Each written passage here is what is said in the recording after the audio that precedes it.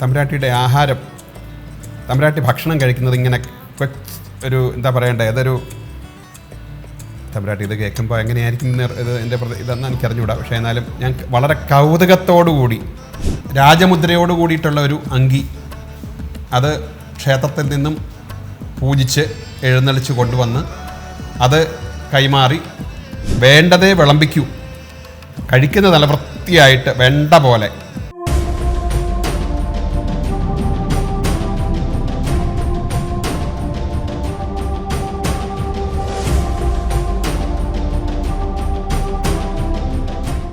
തിരുവനന്തപുരത്ത് ആസ്ഥാനമായിട്ട് നടക്കുന്ന ആ ഒരു ട്രസ്റ്റ്, മാർത്താണ്ഡവർമ്മയുടെ പേരിലുള്ള ആ ട്രസ്റ്റ് എല്ലാ വർഷവും ആറന്മുളയിൽ ഒരു വള്ളസദ്യ നടത്താറുണ്ട്. എനിക്ക് തോന്നുന്നു അത് ആദ്യം വള്ളസദ്യ തുടക്കകാലത്ത് തന്നെ ആദ്യത്തെ ഒരു തന്നെ ഇത് തന്നെ വള്ളസദ്യ നടത്തുന്നത് ഈ ട്രസ്റ്റാണോ എന്നൊരു ഇതുണ്ട്. അതിനകത്ത് സുരേഷ് ഗോപി, തിരുവനന്തപുരത്തെ രാജേഷ്, ആറ്റുകാൽ രാജേഷ് തുടങ്ങിയിട്ടുള്ള ആൾക്കാർ, വേണുഗോപാൽ, ഗായകൻ വേണുഗോപാൽ, അതുപോലെ പ്രഭൃതികളായിട്ടുള്ള ആൾക്കാരെല്ലാം കൂടി ചേർന്നിട്ടുള്ള ഒരു ട്രസ്റ്റാണത് നടക്കുന്നത്. ശ്രീ ചക്രപൂജയൊക്കെ എല്ലാ വർഷവും നടത്തുമ്പോൾ പറഞ്ഞത് അവർ തന്നെ ആറന്മുളയിലെ ഈ വള്ളസദ്യ നടത്താറുണ്ട്.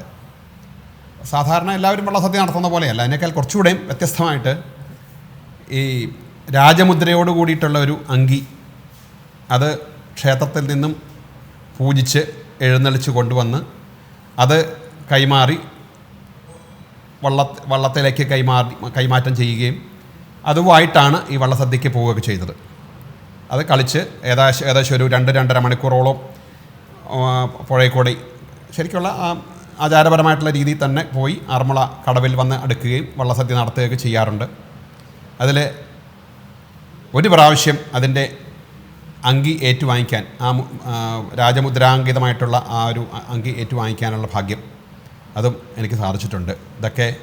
അതൊക്കെ വാങ്ങുമ്പോഴും ഒക്കെ തന്നെ ഈ കഥകൾ ഞാൻ മുമ്പേ പറഞ്ഞ ഇതൊക്കെ നമ്മുടെ ഇങ്ങനെ മനസ്സിലിങ്ങനെ അലയടിക്കാറുണ്ടത്. തിരുവനന്തപുരത്ത് നടത്താൻ സാധിക്കുന്ന ഓരോ പൂജകളിലും, അത് ചെറുതാണെങ്കിലും വലുതാണെങ്കിലും ശരി, ആദ്യം പത്മനാഭസ്വാമിയുടെ ഒരു അനുവാദം, മൗന അനുവാദം വാങ്ങിച്ചുകൊണ്ടും അതോടൊപ്പം കൊട്ടാരത്തിൽ ഒരു അറിവ് കൊടുത്തിട്ടുണ്ട്, തമ്പുരാട്ടി ഞാനിത് പൂജ കഴിക്കാൻ പോവുകയാണ് എന്നൊക്കെ പറഞ്ഞുകൊണ്ടാണ് ഞാനിപ്പോഴും അതെൻ്റെ ഒരു വിശ്വാസം, അത് നിലനിർത്തിക്കൊണ്ട് തന്നെ. അപ്പോൾ അവിടെയുള്ള ചില നെയ്യാർ ഡാമിലും ഒക്കെ ഉണ്ടായ പ്രതിഷ്ഠകളിലും ഒക്കെ തന്നെ അവിടെ വന്ന് പറയുകയും ഒരു അനുവാദം രാജാവിൻ്റെ അല്ലെങ്കിൽ ആ കൊട്ടാരത്തിൽ നിന്നുള്ള ഒരു അനുവാദം വാങ്ങിച്ചുകൊണ്ട് ഞാൻ അത് ചെയ്യാറ്. ഒരിക്കൽ ഒരു പ്രതിഷ്ഠാ സമയത്ത് തമ്പുരാട്ടി, പൂയം തിരുനാൾ തമ്പുരാട്ടി വരികയും അതിൽ ആ പ്രതിഷ്ഠാ സമയത്ത് ശരിക്കും ആ മുഹൂർത്ത സമയത്ത് ഒരു മുഹൂർത്ത ദാനം ഒക്കെ ചെയ്യാറുണ്ട്. ആ സമയത്ത് തമ്പുരാട്ടിയുടെ ഒരു അനുഗ്രഹത്തോടു കൂടിയാണ് ഇന്നും ഞാനത് ഓർക്കുന്നു. അതിനുശേഷം ഒരിക്കൽ തമ്പുരാട്ടിയുടെ ആഹാരം, തമ്പുരാട്ടി ഭക്ഷണം കഴിക്കുന്നത് ഇങ്ങനെ ഒരു എന്താ പറയണ്ടേ, അതൊരു തമ്പുരാട്ടി ഇത് കേൾക്കുമ്പോൾ എങ്ങനെയായിരിക്കും ഇത് എൻ്റെ ഇതെന്ന് എനിക്കറിഞ്ഞുകൂടാ. പക്ഷേ എന്നാലും ഞാൻ വളരെ കൗതുകത്തോടുകൂടി കണ്ടിട്ടുള്ള ഒരു ഇത് ആഹാരശൈലി. സാധാരണ എല്ലാവരും വന്ന് വർത്തമാനം പറയുന്നു, അല്ലെങ്കിൽ ഫോൺ ചെയ്ത് സംസാരിക്കുന്നു, അല്ലെങ്കിൽ സംസാരിച്ചുകൊണ്ട് ഭക്ഷണം കഴിക്കുന്നു.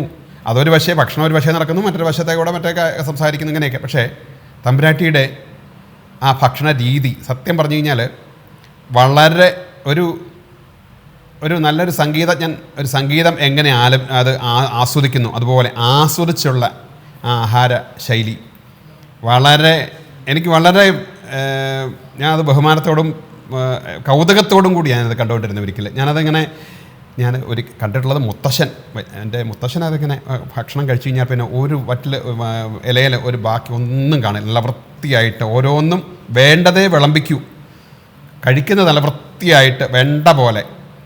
തമ്പുരാട്ടിയുടെ പിന്നെ ഞാൻ കാണുന്നത് തമ്പുരാട്ടിയുടെ ഈ ആഹാര ശൈലിയാണ്. അത് വളരെ ഇന്നും ഞാനതൊക്കെ പലപ്പോഴും ഞാൻ പലരും പറയാറുമുണ്ട്. തമ്പുരാട്ടി ഭക്ഷണം കഴിക്കുന്നത് കാണുമ്പോൾ മനസ്സും നിറയും, വയറും നിറയും. നമ്മൾ കഴിച്ചില്ലെങ്കിലും സാരമില്ല, തമ്പുരാട്ടി ഭക്ഷണം കഴിക്കുന്നത് കാണുന്നത് വളരെ ഓരോന്നും പ്രത്യേകം എടുത്ത് അതിൻ്റെ രുചിയും ഒക്കെ അറിഞ്ഞ് വേണ്ട പോലെ കഴിക്കുമ്പോൾ അത് ശരിക്കും ഡൈജസ്റ്റ് ചെയ്യുന്നുണ്ടെന്നുള്ളത് നമുക്ക് ശരിക്കും മനസ്സിലാവുന്നുണ്ട്. അത് ഒരു വല്ലാത്തൊരു അനുഭവം തന്നെയാണത്. പൂയം തിരുനാൾ തമ്പുരാട്ടിയുടെ ഞാനിപ്പോഴും അതുകൊണ്ട് ഞാൻ പലപ്പോഴും അത് ശ്രദ്ധിച്ചിട്ടുണ്ട്.